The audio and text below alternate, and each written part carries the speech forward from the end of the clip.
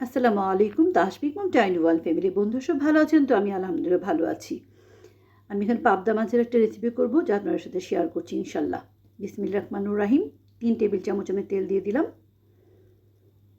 আর তেলটা গরম হয়ে গেলে হাফ চা চামচ গোটা জিরে অ্যাড করে দিলাম। আমি কিন্তু সব মাছেই কিন্তু জিরা খাই, জিরা গুঁড়াও দিই বা গোটা জিরেও দিই।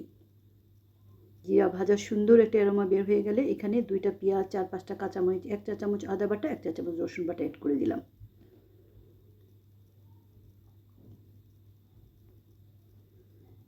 আদা রসুনের কাঁচা গন্ধটা চলে গেলে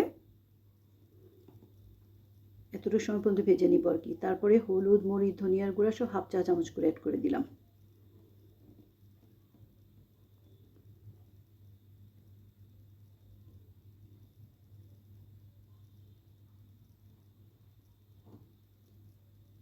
স্বাদ মতো লবণ দিয়ে দিলাম।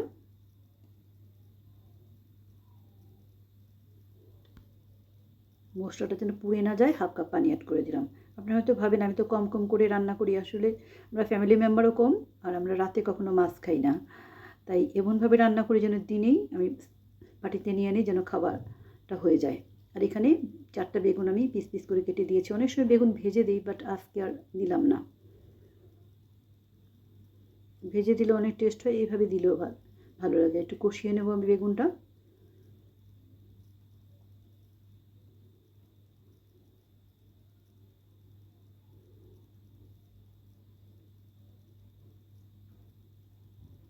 অল্প আছে ঢেকে ঢেকে বেগুনটা কষিয়ে নিচ্ছি। বেগুনটা আমার কষানো কমপ্লিট। আমি মাছগুলো অ্যাড করে দিলাম। ফ্রেশ মাছ কিন্তু অনেক টেস্ট হয় বেগুন, তারপরে আলু, টমেটো এসব দিয়ে।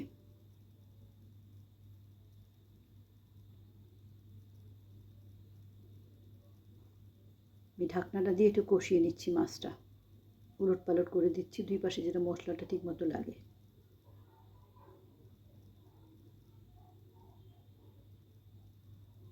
একটা টমেটো কুচি অ্যাড করে দিলাম।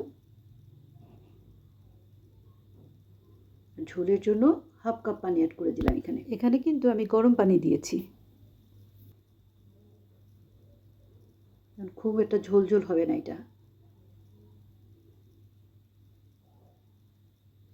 আমাদের বাড়িতে খুব একটা ঝোল ঝোল তরকারি খুব একটা লাইক করে না, গায়ে মাখা কিংবা পোড়া পোড়া এই ধরনের পছন্দ। কিন্তু এটা আমি পোড়া পোড়া করবো না, গায়ে মাখা করবো। ঢেকে দিলাম 2-3 মিনিটের জন্য। মাছের তরকারি দ্বিতীয়বার গরম দিলে কিন্তু আর টেস্ট লাগে না, এই জন্য এমনভাবে রান্না করে যেন একবারই শেষ হয়ে যায়। অফ ক্যামেরায় আমি কিন্তু হাফ চা চামচ জিরার গুঁড়ো অ্যাড করে দিয়েছি এখানে। আলহামদুলিল্লাহ, রান্নাটা আমরা অলমোস্ট ডান। আর এখানে বারান্দা বাগান থেকে আমি কিছু ধনিয়া পাতা এনে অ্যাড করে দিলাম এখানে, খুবই কম।